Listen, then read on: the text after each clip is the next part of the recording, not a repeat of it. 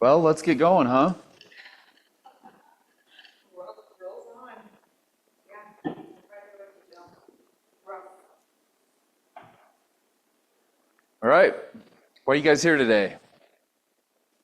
Oh, it's gonna be a fly on the wall, Justin. Nope. Nope. This is a heavy participation day. Is it having presentation? Heavy participation. Why am I here today? Re-engage in this conversation. I've taken a break from it. My latest adventures in real estate though have been education in self-directed IRA. I've got a client now that has successfully moved it all over to dad, and now we're learning about non-recourse loans and how seller financing is far superior. Yep. Especially with self-directed. Yes, and that's been my world right now. I'm trying to negotiate that. So Well, you're in luck. We are not going to talk about self-directed IRA. thanks. That's fine. That's different. I'm just telling you where I've been. You know about her title today. Title. Title, no? Do you, Joe? You're just showing up as faithful supporters. Okay. So the title is asset manager versus property manager. Anybody know the difference? Rachel, do you? Do I know the difference?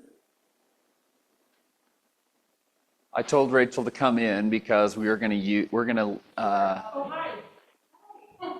we're going to push on her concepts, and I think it's good to hear her perspective. So my background, I've done some property management. I started managing my own properties until we got to a point where I could hire somebody to do it. Rachel's the most improved version we have of that. But yeah, so I look at it now as I've been a property manager. I would not consider myself a property manager other than my association with it, but more of an asset manager. So do either of you own real estate right now? Rental income property? Do you manage it yourself? Beautiful. Okay. So we're going to ask you a couple of questions. So how do I manage the property manager? Does anybody know the answer to that question?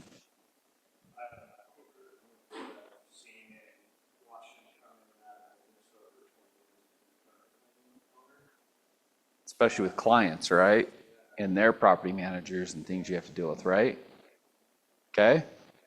What about, did you like that? Become the asset manager your future self wants you to learn and know today? Because if you're going to plan on owning property in the future, it matters how you do it today. Okay, so here's some questions to ponder. You've all got something to write on in front of you.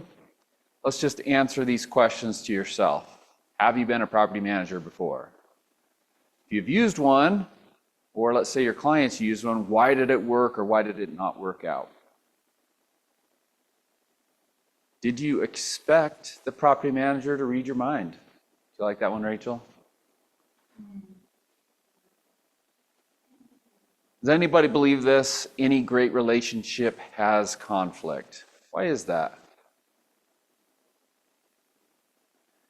Did you inspect what you expect?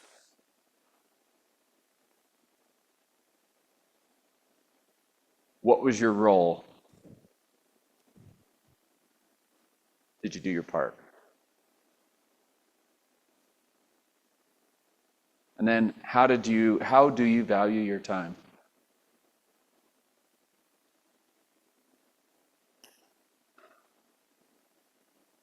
Oftentimes we do these trainings, we don't give enough time for you to actually ponder. Just giving you a few seconds to think about this.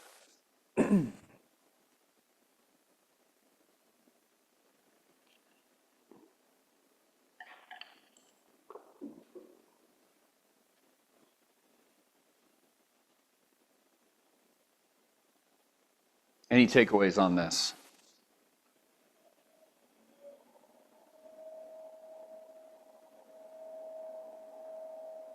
Job?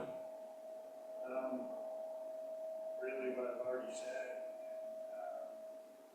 why it's worked for me to be a manager. And value of my time and happiness. I just try to stay for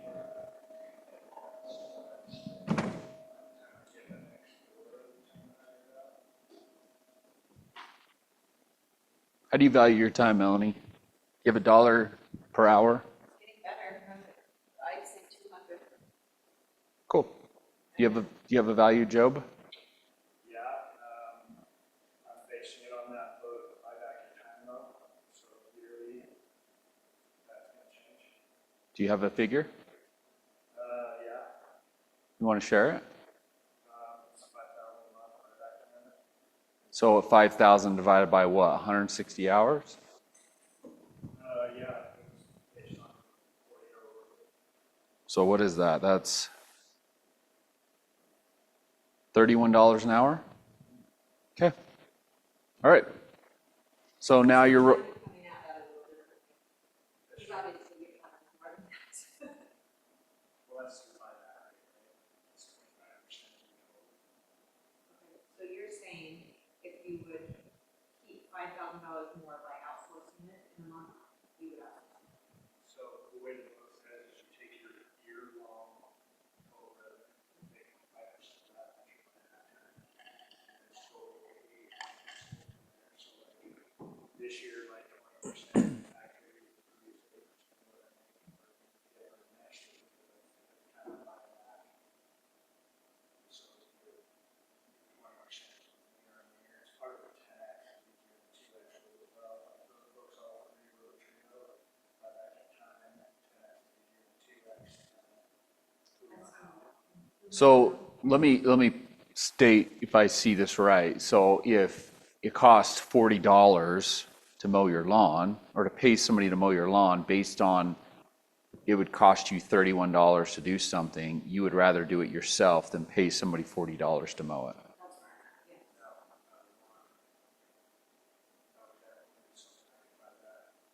Because in lead gen a couple years ago, Coach and I did the math, it's like $700 an hour.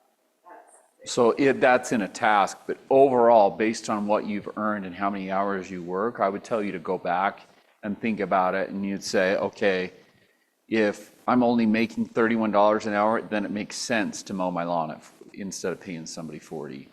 I kind of get what you're saying on buy your back your time, but I would look at it from the perspective, she's saying, my over under. overall, I'm gonna make 20 grand next month, and maybe I make 5 grand this month, but as it averages out with me working a 40-hour work week, I'm gonna make, her dollar amount is $200 an hour. So I'm not telling you, just think about it differently, because when you hire a property manager, you have to say like, okay, if I'm gonna pay somebody versus I'm gonna go serve notices, I'm gonna go collect rent, I'm gonna do follow-up phone calls, or they don't get done, there's a difference in doing that. This is just a ponder. You think about it, you rationalize it how you want to rationalize it. So if you're saying if you get one more door, you've obviously taken over something. Yeah, but I haven't like really put any formula on that. That's just based on what I feel like my content is. Buyback time, I'm not the one who wants to do it. Just follow me. That would be buyback. Okay, so let's understand the role of the property manager. It's day-to-day operations, it's tenants management, it's maintenance and rent collection. Would you say that's any different than what you actually do, Rachel? Sometimes that's most of it. Anything else Probably like you. anything else you'd care to add to that? One of the major roles of the property manager when it comes to your clients is education. Not only just teaching yourself, but teaching the property owner, because they're expecting you to tell them what they can and cannot do when it comes to a law. They're expecting you to be able to give them back their time. That's 10% of the work. Okay, beautiful. What's an asset manager? Strategic oversight, focused on maximizing the value performance of your real estate portfolio. What does that really mean? Guiding them if they need to move money, right, or sell something, buy something higher performing. It's, yeah. So if I'm having Rachel manage a property, can I expect her to have strategic oversight? Is she going to look at my mortgage statement and say, hey, you're a little light on your insurance. You should dispute your taxes. Hey, you've got a rate cap expiring. No, right? So you're going to have to be the asset manager you need to be strategic. I think the challenge comes in, you think the property manager is going to do all this for you, right? There's mis-expectations when that was never really the expectation, right? So the key difference is the property manager is going to be a little bit more finite, the day-to-day, and the asset manager is going to be more strategic and holistic. Yeah, I would say a huge one right now is homeowners insurance, where insurance companies are getting their butts kicked in like tornado and hurricane places. Bridging care refinance is somebody that bought a year ago, and they came up with their home insurance $1,000 a year, and they didn't even tell them, like, oh, okay.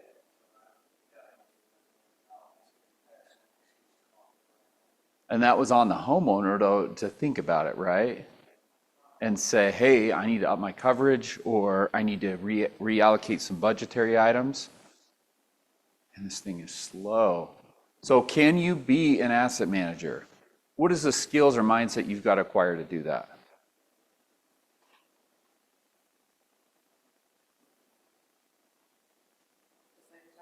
So time commitment, right? Like, why do we why do you get hired as a property manager, Rachel?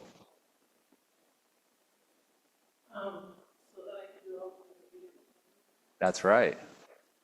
Now you could totally say, hey, Justin's ignorant of this. And guess what? The further I've gotten away from property management, the dumber I've gotten with it. I still know concepts and different things, but I don't know the finite things of the law, right? I'm not doing all of the legal education when we've got to hire and deal with, complex things with pets or evictions or non-payments. I'm going to Rachel and asking her, right? I'm leaning upon her knowledge and expertise and experience to guide me. What have I probably encompassed a little bit more is there's been a time where I've not been through a property in 4 or 5 years. And that property has suffered, and then all of a sudden, 2 years ago, I, for some reason, drove to the property and I'm like, holy shit, that roof is dog. I'm like, we got to get this thing roofed like right away before winter time because I can see missing shingles. I don't want to have more damage.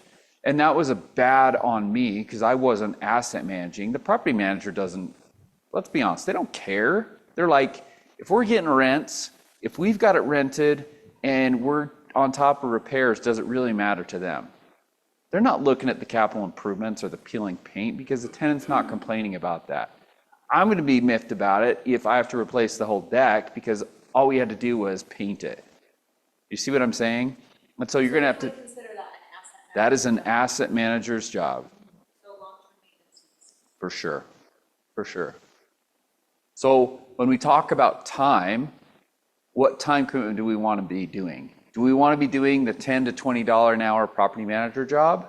Or should we be pondering going there 4 times a year to do an exterior inspection, doing it, walking it through interior 1 time per year, and then directing the property manager how we want it envisioned? Do you see the difference? Is this starting to make sense?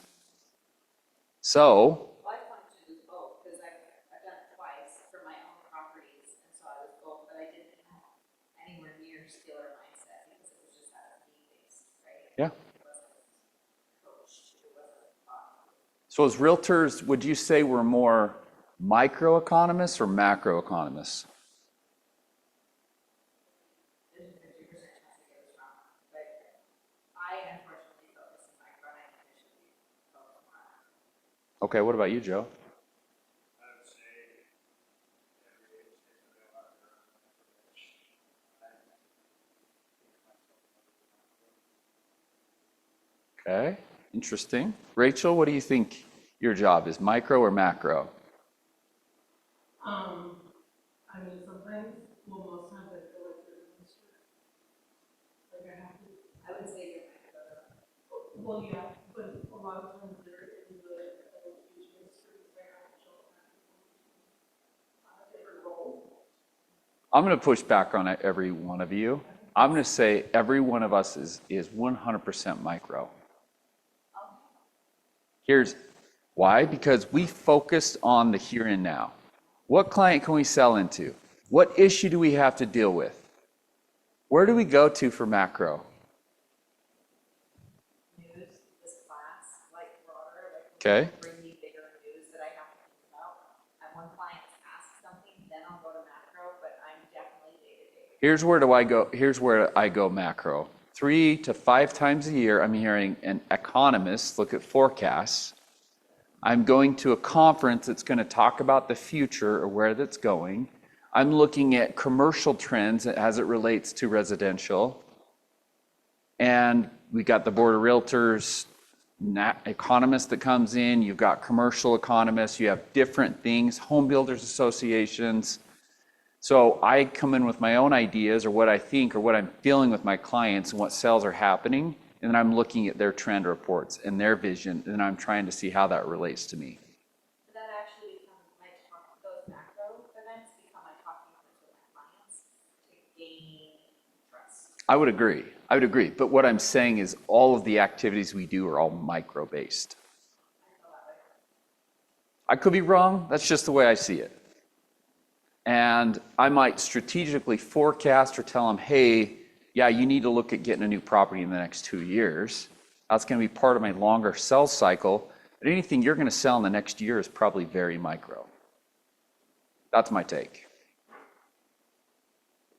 So what's the active versus passive ownership?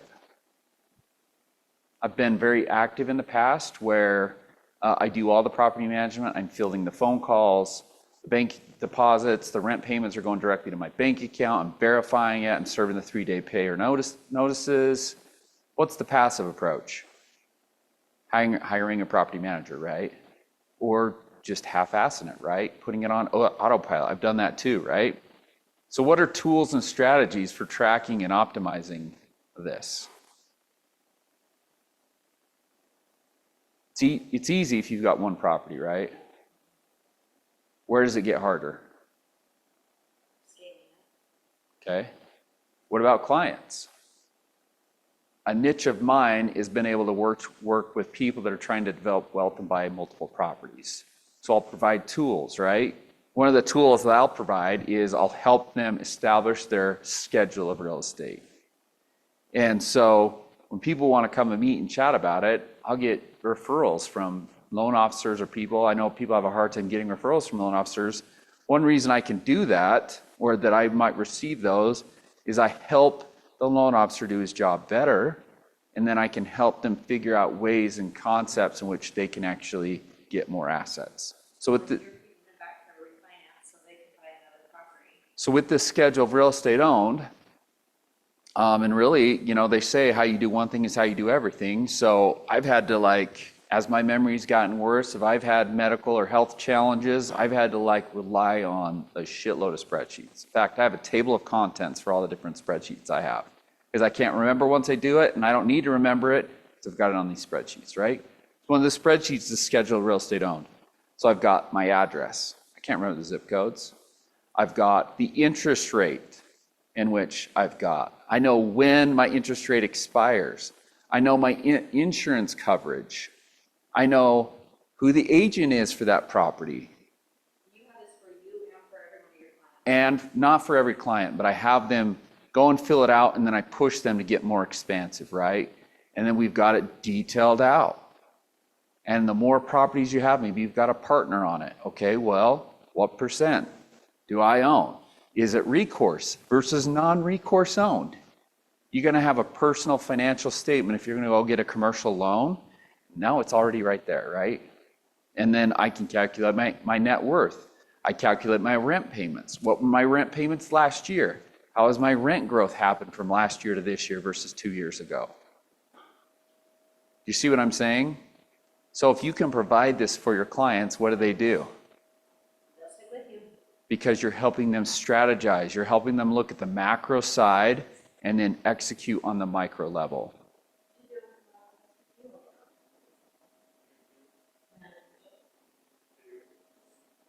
How do you value your time? You should have been here 20 minutes ago. There would have been some real things for you. You're all good. That's how we value it. Yeah, he's making thousands of dollars. He's like, no, this won't make me any money. So what are the next steps for you in your long-term portfolio? Job, what do you want to do? Do you have goals? Yeah, we need to figure out how to beat interest rate versus rent. Okay.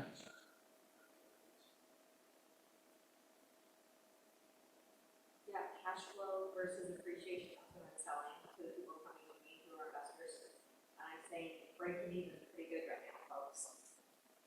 Okay, so one of the ways I've been able to get ahead is I've seen pockets where the market I saw was gonna move ahead vastly compared. So about 10 years ago, I looked at Midvale and I was like, oh shit, why is it so cheap there? You can buy under $80 a foot, whereas in Sandy or West Jordan or whatever else, or Murray, they're all over $100. I knew it was gonna catch up. Well, I just thought it would. That was just one opportunity, right? Years ago, I was like, all these investors are going back east. I'm like, why aren't you just going to Ogden? And I was like, well, Ogden doesn't appreciate as good as the Salt Lake Valley area, so I'm like, I'd rather invest here. Well, as it got more expensive, I'm like, I'm gonna go up to Ogden. Now I've got 24 doors in Ogden, and dude, equity's caught up, right? What's that? I think we did, didn't we? He's not a property manager. I think we've had bats a couple times. I remember strategically talking about it. I wasn't involved with the execution, right? I just said, hey, let's make sure we do this legally right. That's the microphone. Yeah. See? So is this helping with where we need to be? Okay, so before we do this, you've got a sheet in front of you. And I'll be honest, I don't need to create all this. I added to it, but you're going to help add to this. I utilized some ChatGPT, some experience that I've got. On the left, you've got property management checklist. And on the right, you've got asset manager checklist. There's also a blank line. Let's go through each one. You want to read the first subset, Melanie? Administrative management. Maintain accurate property records, keep updated records of property ownership and insurance, ensure compliance, conduct regular property inspections, handle tenant correspondence. You're not reading them all, are you? Well, they all have it in front of them. I'm a teacher, that's sufficient. Okay. Do we agree with this, Rachel? On the administrative side? Yeah. Sure. So you're saying you need to regularly inspect, but I also know Rachel's sending her people out to inspect. Yeah. Okay, well, let me ask you this. Do you go to parent-teacher conferences? Or do you just expect your teacher to just teach your kid? Yeah. For 5 kids, that's fine. Do you see what I'm saying? What's another good example there? Do you go, Your auto mechanic, right? Like, well, do you get a physical every year? Or do you just expect the doctor to just inform you when you're sick or when you need improvement? No, you have to take an active approach, right? they're paying you to take it. Rachel, you want to read the second one? Read it all. Tenant management. Screen and approve tenants following fair housing laws. Draft and execute lease agreements. Address tenant concerns and requests promptly. Enforce lease terms, including rent collection and policies. Oversee tenant move-ins and move-outs, documented vacation. I say that's pretty spot on, right? Anything you guys would add to that? That's a hard job, Rachel. You do a lot. It is a hard job. Okay? All right, Job, number 3.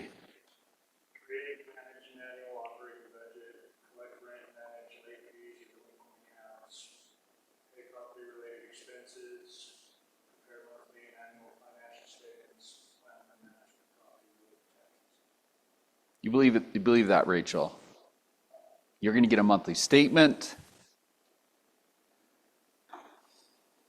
I don't know if we're really probably doing an operating budget, right? It's money, money in, money out. We're not really holding those funds. I might push back on that. Yeah, well, we don't, it doesn't really serve us to hold, any funds unless it's a major property, we have to hold it, be reserved, but it's mostly money. I think the operating budget is going to more go on the black line on the right side for asset manager. Anybody agree?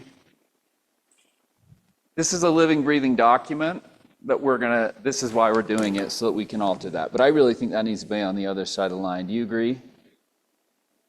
Which one? Create and manage an annual operating budget. I would. Yeah.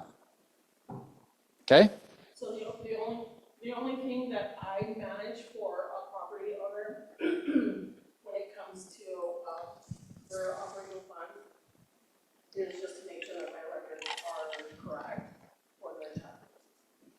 Right, they're going to get a 1099 at the end of the year, is that right? Yeah, and so if the money isn't correct for over 1099 and what they've gotten off of their statements, they have to go backwards to see what it is. All right, beautiful. You want to read number 4? Maintenance repairs, schedule routine maintenance, HVAC, landscape, pest control, respond promptly to repair requests, maintain trusted network of contractors and vendors, conduct seasonal maintenance, driving their cleaner, their comprehensive for cleaning and well. Awesome. You agree with that? Let's have some pushback. Let's have some what you think is good or not good in this category of maintenance and repairs. I use the excuse to do asset management. Like when I go, when I have sprinklers and air filters and water, I go see how to do it on the inside. So you're being very proactive. Yep. Perfect. Do you really do like gutter cleaning on every one of your properties every year?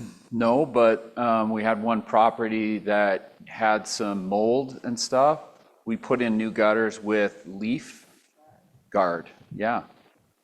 Because that was not a fun experience, right? I did not want to revisit that. We didn't. Wood trees growing out over there. Yeah. Same old thing. But yeah, you have to look at that. You've got to cut trees back. You don't want limbs rubbing off premature life of your roof, affecting that stuff. That's part of these things that we're going to say, you using your eyes when you're going and doing a quarterly inspection. So my reason for having this list right now is attracting people that when I push them to property management, I'm saying, this is what they'll do for you. Can we trust that a property manager is going to actually do this? This to me is like an interview for a property management firm. Well, here's my keys to a great relationship. You tell me if you think this is right. Be involved. You're going to have to be part of the process. You need to answer the phone calls when the property manager calls, right? Promptly, right? They've got a contractor there. They want permission to do a job or spend money. Dude, don't waste that time. And really, it's probably more of the contractor's job, right? Because he may not get out there for 3 or 4 days. He might charge you a service call, all these different issues that go into it. Be so familiar you can make decisions quickly, right? Like, I know it's hard once you get a bunch of properties, but being familiar is going to help you. Ask PM questions that demonstrate they're familiar with the problem and solution. What's an example of that, Rachel? I'll have a property manager say, well, hey, it's this pet's, we tried to clean the carpet and it smells. What do you want to do? Well, my philosophy is don't come to me with a problem, explain the problem and come to me with the solution. Well, we probably need to replace the carpet. Well, do you have pricing on it? Well, no. Or they'll come with one pricing. Well, what's another price for me? Are you going to spray the enzyme underneath it? Have you sprayed enzyme over the carpet? Before you hired the carpet cleaner, did you verify they were going to get this out? Because why are we going to spend a couple $100 for carpet cleaning and then replace the carpets, right? So Sometimes that is the case, right? But here's the thing, I'm going to push back because guess whose dollars they are? They're mine. You can't make a sound decision either if your property manager doesn't have all of the information and gives you all of the information so that you know that when you're spending $3,000 on that carpet, that you're doing the right thing, right? And that the property manager just didn't say, well, I don't want to do this, I'd rather just replace the carpet. So I'll give you a prime example. I've got 2 fourplexes in Ogden. There's a driveway in between the two, and then there's covered parking in between with sheds, right? It's pretty decent property, actually. And this drain, this storm drain in the middle was collapsing concrete. They're like, what do you want to do?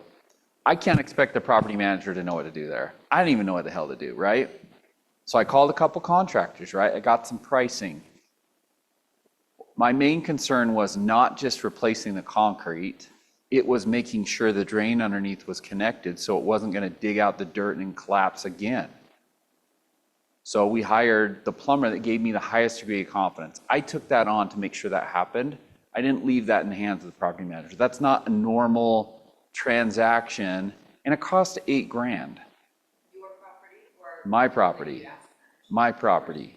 So I asset manage my own properties, right? So I can't expect the property manager to do that. I have to come and take the bull by the horns, right? The next month, same property, we had a small leak, right? A small leak in the plumbing stack that affected 2 units. Did I just leave that to the property manager? No, I got involved. I actually went and looked at the property, and a couple weeks before, I seen the technology that the concrete was done. It looked fantastic. I actually inspected that, right, too, at the same time. But I had to engineer that situation and work with the property manager to make sure that we actually displaced one of the tenants permanently because they were a bad tenant. And then we got the repair done in a safe way and an economical manner, right, Rachel? Yeah. Why? Was that intrusive that I got involved, or was it necessary? So sometimes, when you have a property owner who it is not an asset, and they just actually leave everything to you, so they're able to, so then they would just leave it to you, right? Unlike Justin's a little bit more involved with his properties, especially if it's something that's major. And so it helps him be familiar, especially when he's realizing sometimes he doesn't even up to his properties and takes a look at them, as much as he would like. So sometimes it gives them that opportunity to do that. So I've gotten more intentional. I don't know if Rachel realizes this. In the last, I would say 2 years, I've gotten a lot more intentional that I have to go to the properties. I have to participate at a higher level. So back over here is, I've got to train the PM how I want to be treated. So now when they come to me, instead of 10 out of 10 times that I ask them follow-up questions, they have to go get more information, get back to me. It's more like 40% of the time. I'm going to ask them in-depth questions they still have to get more information on. Okay? I think you have to walk a property quarterly on the exterior and annually on the interior. When I go to the properties, I never tell them I'm the owner. I don't need that ego check. I don't want them to know who I am. I'm just there with property management, and I'm just walking through. Okay, and I'm observing, and I'm taking notes, and I'm taking pictures, and then I'm putting that in a file, and I'm going back to that the next year. There's a leak or there's a problem. I'm like, well, was that like that? And I go back to the picture, and I see it. Okay? Why would I say pick up trash every time you're at the property? Okay, why else? There is trash. If you're not going to do it, do you think the property manager is going to do it? Dude, I'm serious. Like, don't trash your properties, right? Pick up, have some pride, and it gives you a little bit of sweat and appreciation for the process and what's happening. Well, especially in Ogden. I've got clients that we were out shopping with their keepers from home, and we're on streets Yeah. front grass that you can't pick up, but it immediately declines the value of the entire street. Dude, I own a fourplex with a partner, and there's constantly getting trash left at the dumpster, and his absolutely asset strength is he will just go, not even ask, he just goes and takes care of it.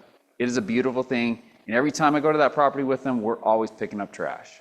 And anytime I take a property manager to that property, guess what? We pick up trash. That's just the way it is. Set aside a budget for capital improvement with expectations for rent yielding improvements. Why do I say that? Do I expect the property manager to tell me to replace the cabinetry and replace the kitchen and the appliances because we can get an extra $200 in rent? They never do that, right? They're not going to do that. Rachel, you do not do that, right? No. I just don't think they're programmed. They're micro. What is the condition now? How can I make some light improvements and get it rented? As the asset manager, you're going to make those determinations. You're going to make those capital allocations. You're going to save for the future and actually have a budget so that you can actually do that. That's where this create an annual operating budget to say what we put in, but we can get out. I'm way less stressed when I've got to put that $8,000 capital stack improvement and the $8,000, is that what it was? In concrete, because I've already got $16,000 set aside in reserves for this exact thing. I don't expect them to hit every year and in consecutive months, but I'm not stressed if I have that set aside because Consider converting like swamp road, central area, yes, on the asset management side, not the property management side. And I absolutely believe that. And I've done that characteristically. More and more of my personal properties, we turn over from the swamp cooler to the ACY. Maintenance, you have to be in there. Maintenance. Set it up. There's a couple Close it reasons. Yeah, you've got to de-winterize it. You have to winterize it. It's higher maintenance. It is lower costs to operate. It prematurely wears out your roof. There's more leaks. There's just a lot of risks. In the long run, it costs more because it's floors. So anytime I have a conversation with a property owner that has to do with their small floors, I've had somebody up there, so I'll have them send me pictures of the roof as well, right? So I could at least be like, look, we keep continuously having problems with small floor. The roof is looking pretty bad, like we're probably talking about leaks that have not gone through the ceiling yet, so we really need to think of other options. So I don't go as far as capital improvement stuff, but as far as I can go is like, hey, I think we have one more turn on this carpet.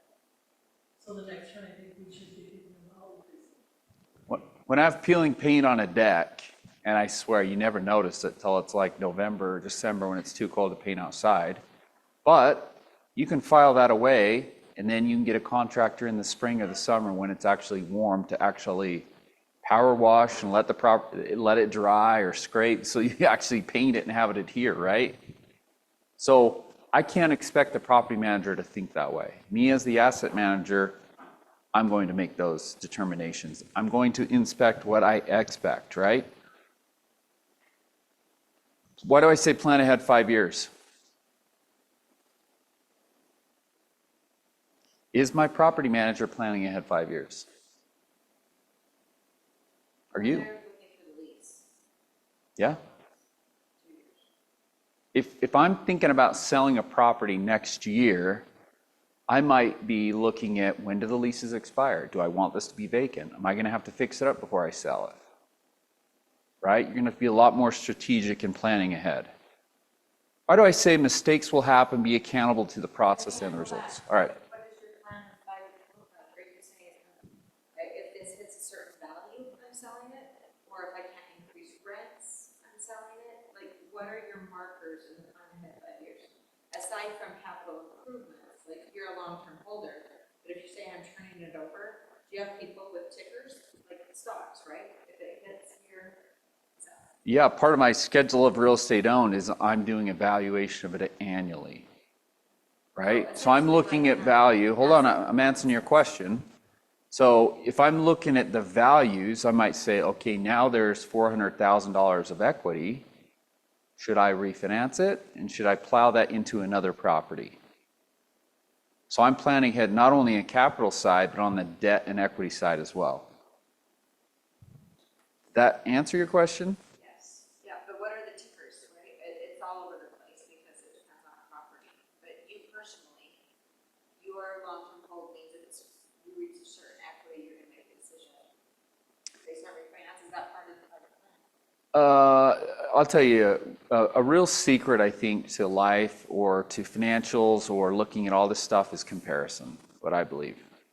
I'm just comparing. If I don't know how to fix the concrete and the drain, what am I doing? I'm getting 3 different contractors and I'm comparing the bids. If I don't know how the market's doing, I'm looking at my schedule of real estate owned and saying, well, how much equity do I have? Where's my biggest degree of equity in what property? What is the market doing? What can I actually sell that for? I've actually calculated a cap rate on each property. It's just done. Based on the rents, based on the values, sometimes I'm in peril because I'm like, no, I can sell this for 1.2, and even though the math says 1.3, or the math says it's $1 million, I guarantee I can sell this for 1.2. So it's just comparison, and I'm looking at it and contrasting it, just like you do comps. You're saying, well, is my subject better than this comp? Or is this comp inferior to my subject? Is that an aberration? That's a new 5-year plan. How often are you visiting that? I'm looking at it, dude, several times a year. I'm looking at what my mortgage balance is on my property. I'm looking at how quickly that's getting paid down. And then, every couple of years it hits you on the head. You're like, oh, wow, I've got a lot of equity there. Should I sell this? Doing an asset performance test on it. So my original plan was buy a house with newer bricks, that cost the most of that value, and then sell 10 years depending on the market, or real estate blackjack and have enough equity to split my hand and buy 2. That's the point I'm at now with both of my rentals, but now I'm running into interest rates versus rents. I'm perfectly okay with breaking even, or even if there's a little bit less, if I have, appreciation factor too. I guess I'm asking, like, what would you do like right now if you had enough to buy 2? Would it be a good time to sell? I don't know enough about your situation and where you're at, right? Like, I don't know how much money you're talking about. It's kind of thrown in my face because I got a surprise email from a property management company saying the tenant's applying for them. Oh, really? So they told me until it's sent to get out. So basically, just re-renting it or selling it. Yeah, sometimes it's a blessing, right? We've had tenants that moved out and I really talk them into selling, and then we can get $200 or $300 more a month. We've got an industrial property. We didn't want to lose this tenant, right? He had a long-term lease. He's gone missing at $4,500 a month, right? Guess what? What are we going to rent that out at, Shad? Really? And we're thinking maybe 6,500, so it's going to get. We're not crying about it. Even though there's some conflict and some hardship in the short run, it is going to be far more beneficial for us to do this. That is true. I could get 300-400 a month. So it's not just sell because you have conflict or hardship. But yeah, right now we know it's a little bit more challenging because debt is higher than it should be, but what's going to happen if rates actually go to 5 flat? Values are going to go up, right? I don't know if it's going to happen or not, right? But if you anticipate that or you think that's going to happen, you might be more willing to take a break-even position for a year or 2. I'm not saying you should, but you might. I'm never really a proponent of negative cash flow unless it's to get through a season or 2 of some stuff, right? So It's a hard sell. yeah, you have to be, you're going to have to develop the skills of the asset manager to determine that. But yeah, it's a tough call. I've got tough calls I'm considering too. And I'll go to people I trust and ask their opinion. Because sometimes it's easier to advise, it's easier to advise other people how to spend their money and how to invest, how to get those returns than it is to make those decisions on your own. It's just the way it is. So get your own little board of directors. Get somebody that can be on your board and can help you. Provide value back to them as well, right? Don't just be an asshole, right? But provide value back to them. Does that help?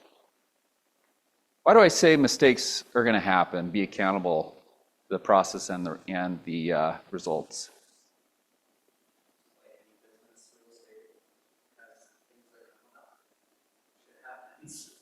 Dude, I've had contractors that worked almost exclusively for me. We had major conflict because they thought this was quality and I thought this was quality. And we worked through it on a couple of jobs, and then it got way freaking smooth, right? Because we fought a little bit, we got on the same page, and then we were through it. There's going to be conflict in your business. It's because it's hard to get people on the same page, right? We're in a business of constant conflict. We interrupted periodic shorters. Yeah. But it's how you make that conflict work, right?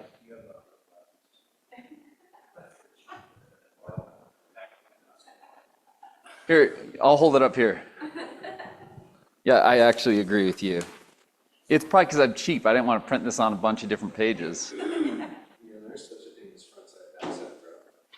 It's still printing 2 pages. Okay, why do I say experience a turnover? I have this little concept. I don't do a lot of physical labor anymore, I'm sorry. But once a quarter, I try to do something that I know I can do or I used to do, like I might paint a shed. It's a day or less type project. It reminds me who I am. It reminds me I can sweat a little bit, I can get a little dirty, and it gives me appreciation to hire people to do that. Why do I say experience a turnover? Well, because everything that we've learned in terms of our property management and what's made us better at managing properties is because we've experienced all of the turnover, including cleaning properties ourselves, Yeah. painting stuff ourselves, yard landscaping for sure ourselves, and then eventually you get real good at what you're going to include in a lease as a result of those things. And then you also, like the first property I ever flipped, I went and did most of the work myself. And then after that, I added up my dollars per hour and decided that it was also a much better idea to have good relationships with people out there. Yeah. And I'm not even saying you have to do the work. Could you go haul stuff away in your truck? Could you go walk the property when they have an eviction? Can you walk it the next day and see how they're working on the paint? Can you just go and see the property multiple times over this 2-week period of this turnover? I think will give you a different appreciation for the process. And I would say give feedback. Not only ask feedback from your property manager, get feedback. That's the only way we can get better, is if you're actually in a position to ask and receive that response. I'm just here to make sure. Okay, so let's go back to our sheet here, because I wanted to kind of break into this, but I also feel like there's a lot of value here. And Shad, I developed this off a little bit of me, but a lot of ChatGPT. Okay, so we're in, number 5?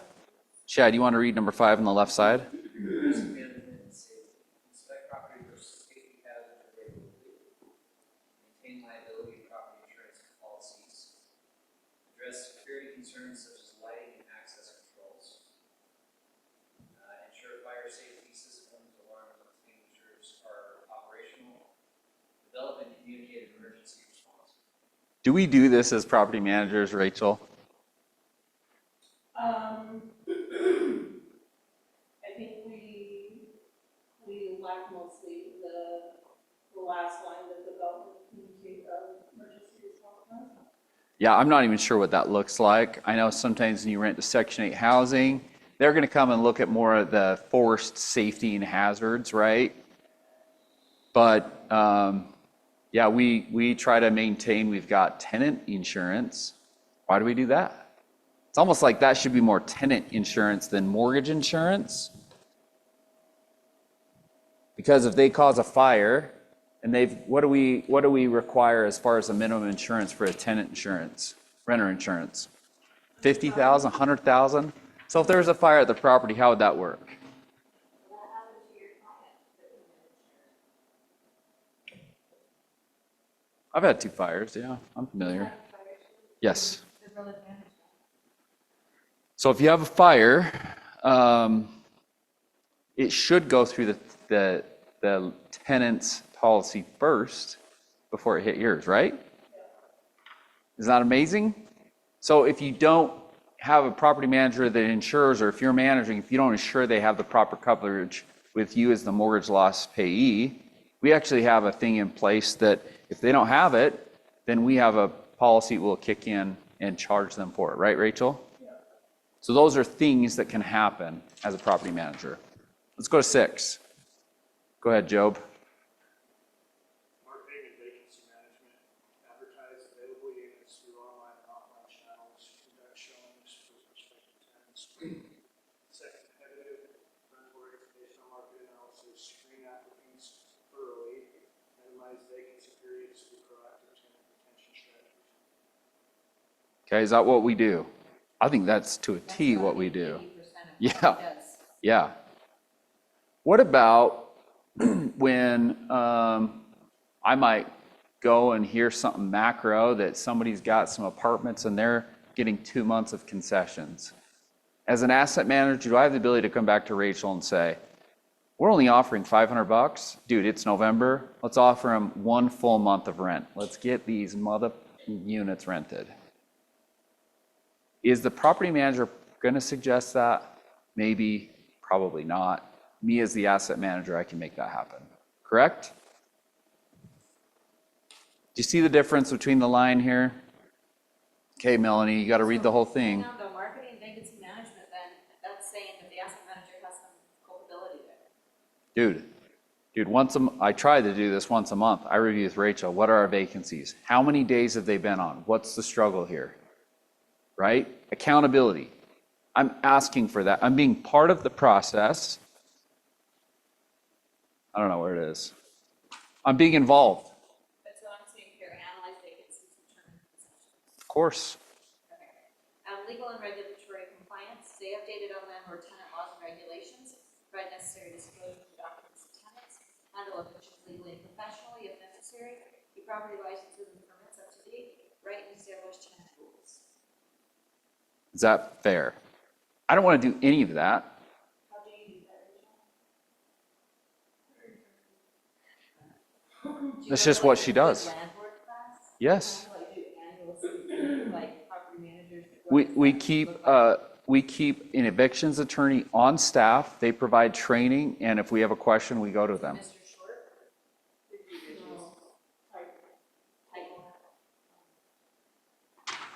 Yeah, dude, it's impossible to know. I don't want to do that. I'm an asset manager. I'm not a property manager.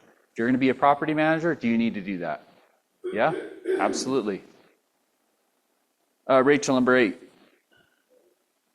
Technology and systems, use property management software to track leases, payments, and maintenance, maintain an online portal for tenant communications and payments, regularly update property listings on marketing platforms. Did you know that if you had an eviction after a 3-day pay or vacate, and they were just making your payments like early on for the first 10 years, they would just go to the bank account and deposit it. And guess what? If they deposit it, even if it's 20 days late, and that's accepted, is the 3-day pay or vacate any more valid? You would have to start that over. Correct, Rachel? So what is the value of a tenant payment portal, communication portal? Think about this. We've got this tenant, this industrial tenant that's gone missing this month. Can't find him, nothing. The other guarantor is freaking out. $4,500 a month. Are we too stressed about it? No. What have we done? We've shut off his ability to pay. Do you use proprietary software? Or is it- Subscription-based software, yeah, it's expensive, for sure. Yeah, you can't do that just managing 5 or 10 properties. It's just not really feasible. But why? We unless there was some extraordinary circumstance, we're good moving on from this tenant, right? And we're doing it within the legal means, and we've got to wait our time period to be able to do it. We are going to rent this out at a much higher clip. So we're just turning the page and saying, this is going to be a better circumstance for us. And you have the ability to do so because he's not causing this part. That's right. Do you see the difference here? Okay, let's go to the asset manager. Chad, number 1. Property acquisition and due diligence, conduct market research and feasibility studies, perform financial modeling and ROI analysis, review property inspections, appraisals, and environmental assessments, verify zoning permits and legal compliance, finalize acquisition documents, such as purchase agreement, documents, etc. A property manager is not doing any of that. That's pretty clear to see, right? I mean, it's black or white, right? It's that transparent, right? You can't expect them to advise you on this kind of stuff. They might have some experience, but that's really going to be an aberration. Okay, Rachel, number 2. Financial management, develop and monitor property budgets, track income and expense performance against projections, oversee rent collections and accounts receivable, manage loan and debt obligations, terms, refinancing agreements, ensure compliance with tax requirements, property taxes, income taxes, and review insurance coverage. That was one Job talked about, is reviewing your insurance. What I love about having a partner is it makes me more accountable than just a property I own myself. Because I feel like I've got to self-report and I've got to keep them on the same page. So this same industrial property, Chad and I have had multiple discussions over the last 2 years. Why? Because we were like, I wonder if the tenant needs this whole yard. I wonder if we could subdivide it, give them a break on rent, and make more money out of it. Projecting, not worst, we're always thinking worst case scenario, the tenant's not going to be there the next month, but just trying to plan ahead. Do we need to get ahead of it with the city? Do we need to do a plat amendment? Can we just put a fence down the middle of the road? And how long is it going to take us to build to suit, to build a building, right? We started going through this exercise because we didn't want to be caught with our pants down, right? That is your job. Dude, they're not projecting your rents for the next 5 years. Your job as the asset manager is to think ahead and do that. The fact that we did that too was, we weren't expecting this guy to disappear. Great job, great credit, the old CFO. We were pretty confident he was going to stay, but he didn't. The fact that we're having these conversations made us, when he disappeared, like, good, we're ready, we're not concerned about it at all. And because we thought about it, it's going to be a lot more work to subdivide. We went back to the market and saw that the large yard is going to be more beneficial as is. Wait, we don't have to spend any more money and we can still make more money? I'll do that. I'll have more of that. Okay, can we do 3? All right, Melanie. Review depreciation schedule with CPA, review and negotiate lease agreements, track lease expirations and renewal options, optimize tenant mix for commercial properties. So we're probably not going to negotiate lease agreements, right? That's going to be the property manager's job. I'd probably cross that out, right? You agree? But on something like, Rachel may not do a lot of industrial, right? That might be something I'm going to take on, be more proactive with. Okay, Rachel, number 4. Operations and maintenance, handle tenant complaints, disputes and requests, conduct regular property inspections, both independent and with PM. Develop and oversee preventive maintenance schedules, manage vendor contracts, implement energy efficiency or sustainability initiatives, ensure compliance with safety regulations and building codes, and improve repairs and environmental quality. So I'm probably not going to be looking at tenant complaints or disputes, right? but there might be a request. Hey, we want a washer and dryer. That's going to come to me. That came to me, and I said, okay, property manager, how much more are they going to pay in rent? I got to get a return on this. I don't know what we got. It's like $75 more a month, and I'm like, it's going to cost me $1,200. Okay, I can do the math and the payback. That works. And I know the environment of the rental market. I don't want to really have a vacancy right now. And if they're gonna leave for a washer and dryer, put it in. Yep. The one super important, it's approve repairs and confirm quality. You can't always put that on the property manager. You need to be more involved with that because we have had shitty quality. And you've got to be involved and you've got to be part of the process. So familiar you can make decisions. So that when you go and actually do that site visit once every 5 years, because I know how owners are, you're not like totally appalled and pissed off. Okay? Number 5, Job.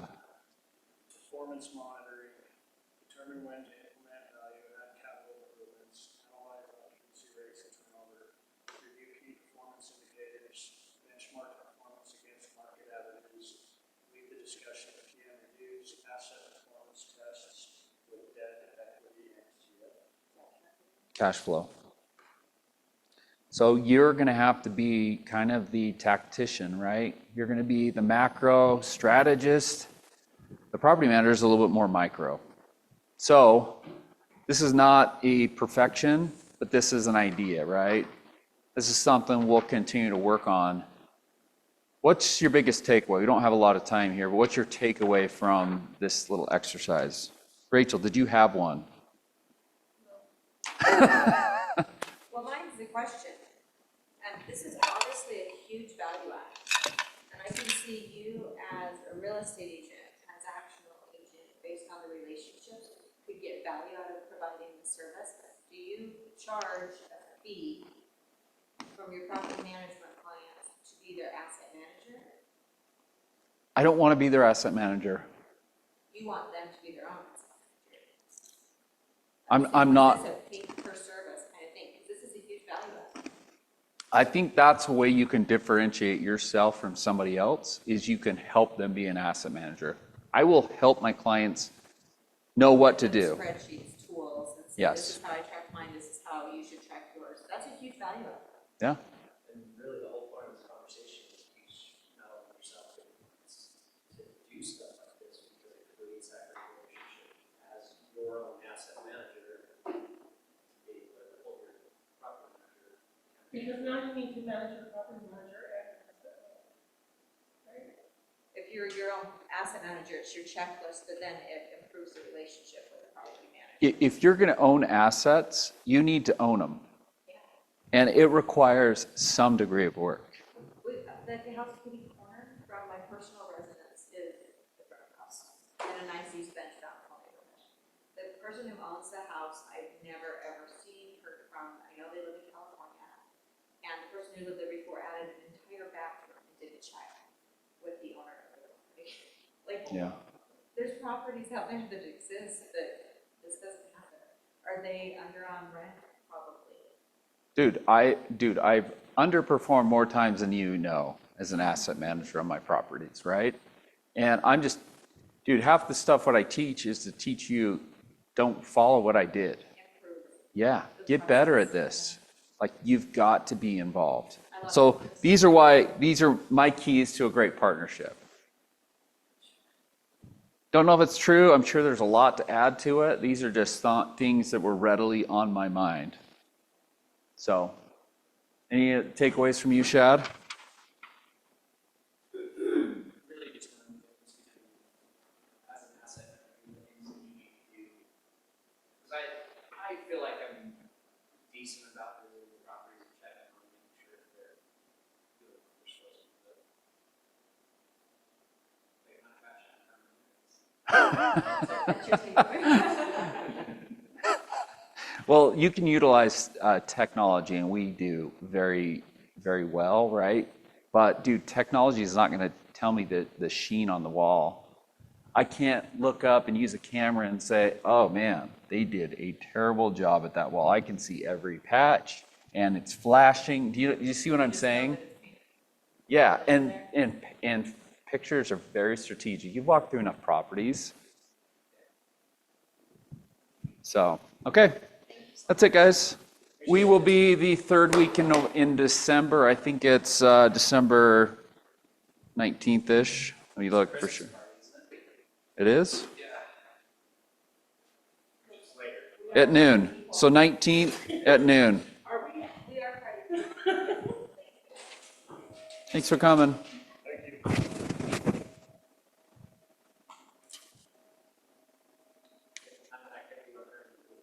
Are you?